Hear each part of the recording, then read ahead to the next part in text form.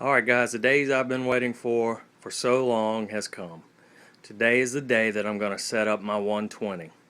This is the wall it's going to go against, but that brown paint will never do. So hang on just a second.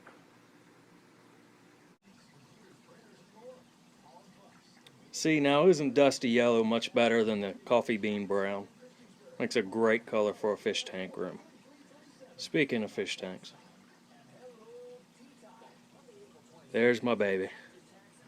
It's my 120. Sitting dry. Just got it down here, sitting on some blocks. Had to get a little bit of help moving it.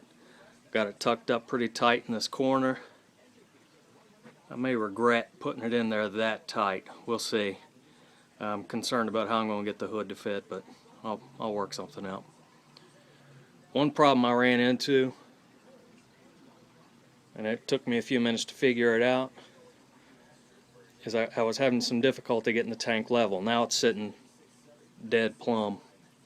The problem I ran into is that the slab under the carpet evidently is not level. And I have worried and fooled around and shuffled this tank back and forth for 2 hours before I realized it was the floor and not the blocks and not my platform under the tank or the tank itself. I'll show you a few of the tools I used to get this thing leveled up. And so there's a good understanding. If you look, each leg, each pillar, it's made out of 3 center blocks. 1, 2, 3, and then in the back corners 3 more. As you can see here, so there's 6 blocks holding this up. Now, what I used, a combination of several tools.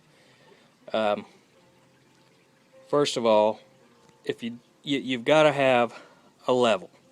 If you don't have a level, you'll never know whether you're right or wrong. Secondly, is that pry bar. It's worth its weight in gold when it comes to moving things. And then the jack. And the way I did it is I actually had a couple extra cinder blocks. I'd set them down underneath, set the jack on top of those blocks, and then use this 2x4, this pair of 2x4s I have screwed together to support the bottom of the stand.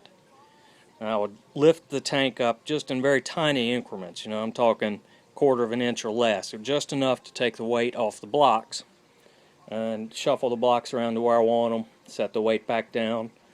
And you know, and sometimes what happens is when you release the weight off the jack onto the blocks, even they shift a little bit. So it took a few tries to get it exactly right, and you get the left side right, and it knocks the right side out. You get the right side right, the left side's a little bit out of whack, and it just takes a patience. Another thing that if you don't have worth its weight in gold, is shims. You know, I put these wood shims were almost exactly the right height to make up for the difference in the pitch of the concrete slab. So now the tank's sitting, like I said, dead plumb. I've got to put my wet dry sump back in place, got to bring my pump back in, and I think what I'm going to do is before I decorate it, before I put anything in it, I'm going to fill it up again. I'll get all the wet works running, make sure I didn't knock any of the fittings loose, and shuffling it. Another trick that I used, and you know, when I built this, one thing I didn't take into consideration was actually moving it from the garage to down here, and the plumbing for it runs through the platform.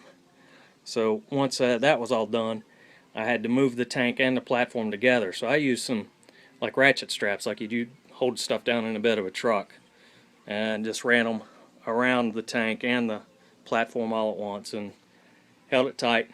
Didn't have any problems with that.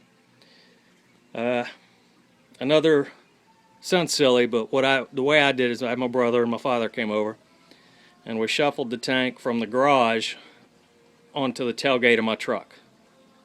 Then I backed the truck around the yard right to just outside these doors, and then we shuffled the tank inside here.